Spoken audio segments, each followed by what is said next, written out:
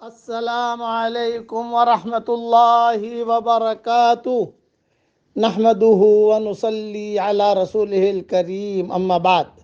آج کا سبق سن لیجئے۔ آج کے سبق کی سرخی ہے سخاوت سے دوستی کیجئے، پارٹ نمبر 76۔ حضرت عمر رضی اللہ تعالیٰ عنہ فرماتے ہیں کہ ایک مرتبہ رسول اللہ صلی اللہ علیہ وسلم نے ہمیں اللہ کے راستے میں خیر خیرات اور صدقہ کرنے کی بہت ترغیب دی اور حکم فرمایا۔ اس دن میرے پاس کافی مال تھا حضرت عمر کے پاس، تو میں نے اپنے دل میں یہ کہا کہ آج میں نیکی کرنے میں ابو بکر سے بڑھ جاؤں گا، کیونکہ میرے پاس مال بہت ہے اور ابو بکر کے پاس مال نہیں ہے۔ آج میں بڑھ سکتا ہوں، یعنی میں ان سے آگے بڑھنے کی کوشش بہت مرتبہ کر چکا ہوں، لیکن کبھی بھی ان سے آگے بڑھ نہیں سکا۔ آج بڑھ سکتا ہوں۔ چنانچہ میں نے اپنا آدھا مال لا کر حضور صلی اللہ علیہ وسلم کی خدمت میں پیش کر دیا۔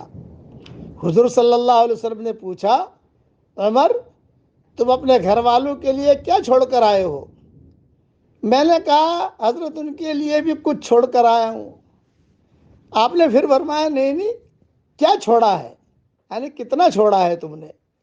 میں نے کہا جتنا میں لایا ہوں اتنا ہی گھر والوں کے لیے چھوڑ آیا ہوں، آدھا لایا ہوں آدھا گھر والوں کے لیے چھوڑ آیا ہوں۔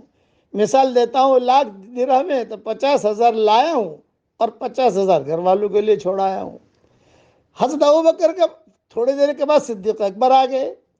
حضرت ابوبکر کے پاس گھر میں جو کچھ تھا وہ سب کچھ لے آئے۔ حضور صلی اللہ علیہ وسلم نے ان سے پوچھا، ابو بکر تم اپنے گھر والوں کے لیے کیا چھوڑ کر آئے ہو؟ صدیق اکبر نے کہا میں ان کے لیے اللہ اور رسول اللہ صلی اللہ علیہ وسلم کی رضامندی چھوڑ کر آیا ہوں۔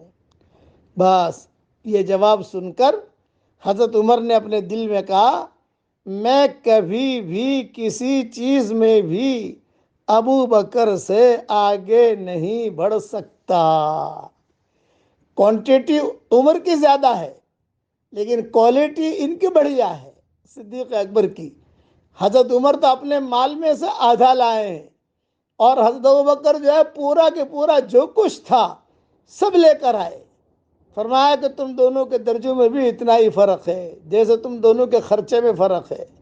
دینے دلانے کا ماحول تھا، اس لیے خیر خیرات سے محبت کیجئے، خیر خیرات سے محبت کیجئے۔ مال یہ زائل ہونے والا سایہ ہے اور اعمال یہ ہمیشہ رہنے والا سایہ ہے، اس لیے مال رکھیے بھی لیکن خیر خیرات کی بھی عادت ڈالیے، چاہے تھوڑا دے سکو آپ لیکن دو۔ اب پڑھیے میرے ساتھ، قل ان صلاتی ونسکی ومحیای ومماتی للہ رب العالمین لا شریک لہ۔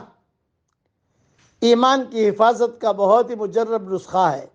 روزانہ ایک مرتبہ اس قرآنی دعا کے پڑھنے کا اہتمام کیجئے، ترجمہ بھی پڑھ لیجئے۔ پیارے نبی کہہ دیجئے کہ میری نماز، میری قربانی، میرا جینا اور میرا مرنا اللہ کی خاطر ہے جو سارے جہانوں کا رب ہے، کوئی بھی اس کا شریک نہیں۔ علماء نے لکھا ہے جو روزانہ ایک مرتبہ 2 مرتبہ پڑھتا رہے گا اللہ اس کی ایمان کی حفاظت کرے گا۔